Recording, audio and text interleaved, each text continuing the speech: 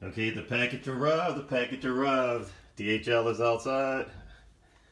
I rushed home from work, cruising at a nice speed, and that to make it home in time, and I made it home half an hour before the arrival of this package. This is a very expensive package, and I mean extremely expensive. $8,000 worth of packaging material. So let's see what we have here for the unveiling, or unveiling as some would say. You know what? I'm gonna get some scissors instead of my box cutter because I don't want to take a chance of damaging any of this stuff. I have all kind of parts all over the place. That's the main performance parts, but let's see what's in this baby. I went through all sorts of trouble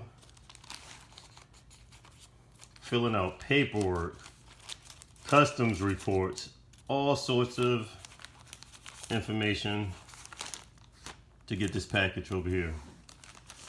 I mean, it was like practically almost signing my life away. They wanted my driver's license, they wanted my social security number, they wanted everything just to get this over here and to make sure there was nothing illegal. Okay, and they allegedly shipped it over here and it got stuck in Ohio for a while, and they was waiting for me, or waiting to get in contact with me so that they could actually ship this over. Oh my God, this thing went through DHL, FedEx, went a little bit everywhere. And I'm trying to be, of course, very gentle because of the expense of it. They wrapped the heck out of this. Oh my God! They went. It was in like 3 different packages so far. Here, here, here. Oh my goodness! They wanted to make sure this bad boy was protected. All right, we're getting down a little bit deeper.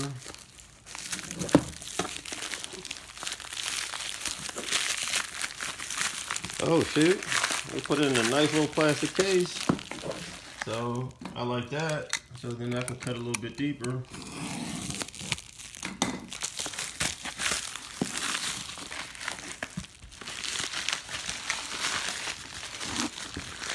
Now, I was not expecting it to be in a fancy case like this. This is the first time I received the ECU in the case.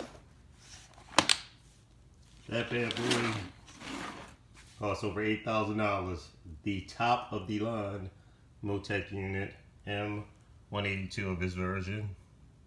This can run direct injection, paddle shifting, drive by wire, 12 injectors. It's the joint, as they would say, as well as I had to pay an extra pretty penny for this, which is allegedly my license for it. So Teddy will be happy that his ECU came over here. He said he wanted the best, and this bad boy is very nice. I was boogieing to get this. Just received a shipment from the Ukraine, and this box is pretty heavy. So let's take a look to see what we have in here. Hopefully it's what I think it is. And I mean, this box is heavy.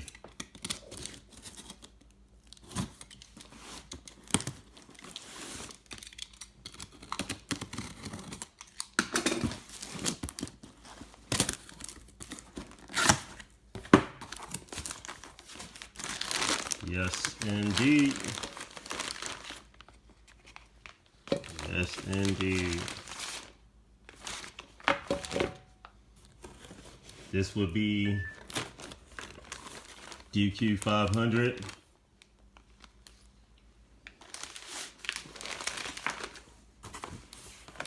Seven-speed DSG. racing transmission parts. And it's heavy. This is our clutch pad. Very sweet. Very sweet. Quality made. Now, the downfall about getting this over here in the States, it sells for a lot more. It's rated at far less horsepower. And this whole case and housing, unfortunately, doesn't come with it. And we're paying more money, less horsepower, and only the clutch disc itself without the whole assembly. This is very nice. It's a heavy piece, but this whole piece right here doesn't even come with the ones over here. And we're paying at least $1,500 to $2,000 more than what we paid for this. Very nice quality. We've been waiting for this for a minute. This is, okay, the rigid setup. There should be two of these in here, because I think we ordered one for Teddy and one for myself. I only see Teddy's. Where's mine? Anyway, at least we got Teddy's stuff in. This is a very nice piece. Now, I ordered two of them. I pulled out the box, only saw one in here. So this is Teddy's. I paid extra money separately for mine. As you can see on here, DQ500. It's made in the Ukraine, and this is very nice. This is a very nice quality piece. I think this part itself was rated for, I think, somewhere around 1,500 horsepower also, where the other ones over here in the States definitely is not rated to handle as much horsepower. So I will be checking the invoice, calling due, because I placed a separate order just so I can have one of these for myself. At least we'll have a spare one, or just one for my dual clutch transmission. But this is a very nice piece. Very nice. So this is Teddy's whole assembly right here. Okay, on the second box that I received, and this should be the water pump, either for Teddy's car or my car. And I ordered two of them. And Teddy should have had a brass impeller. And mine had just a regular steel.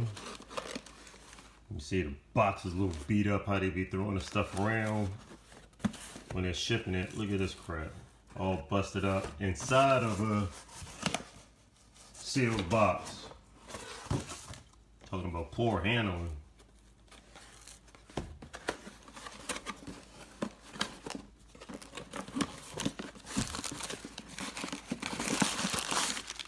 Yeah, this is Teddy's. I can see the brass impeller. This mine was steel. Yep, it's a nice piece. This is not the cheap plastic stuff that heats up really hot and slips on the shaft. So think of it this way. You have a hot water pump circulating coolant, okay? Very hot. And plastic expands under heat, of course. And after time, that plastic expands so much to the point where it starts to expand around the shaft assembly here, and under high speed or load, the impeller starts to slip on the shaft and decrease your circulation, therefore overheating of your engine, blown head gasket, and say goodbye to your motor, all because of cheap manufactured parts.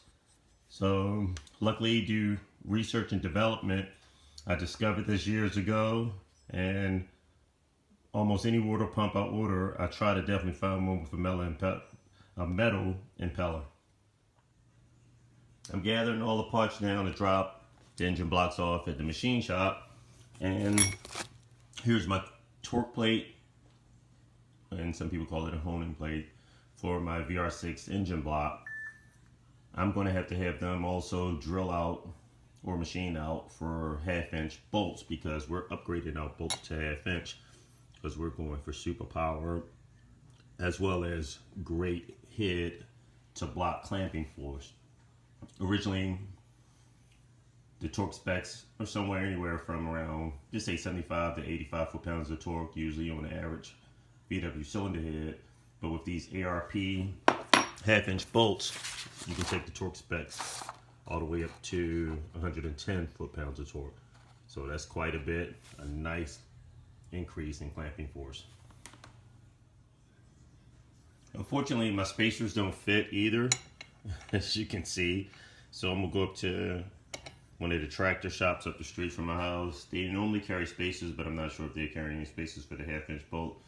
But we'll see if I can luck up, because I need 13 of the smaller spacers and 7 of the larger one, which equates to 20 spacers altogether, because the cylinder head uses 20 head bolts.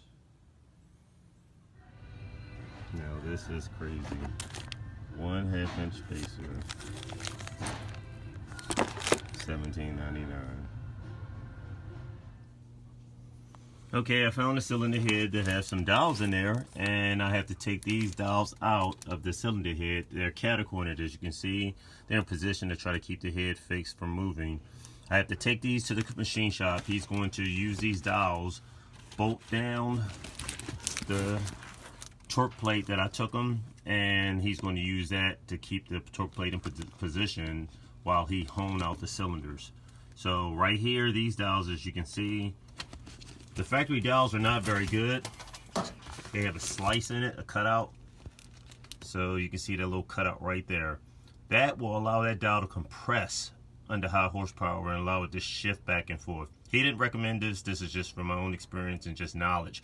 I'm going to order some dowels completely fixed all the way around. We tap them and press them into the cylinder head, and that'll allow from any style or type of compression, so it'll keep the cylinder head fixed perfectly in position. Okay, it was a little tedious. I got vice grips, pliers, needle nose, and everything to try to get this dowel out. Luckily, I have a hook that's small enough to fit inside, and I managed to hook it in and get my pliers and tap so that I can tap it out. So now that I have this out, a lot of times you have to squeeze these with pliers or something to get them out of the head, and then when you do, you put ridges on them. But that's the slot that I'm talking about right there.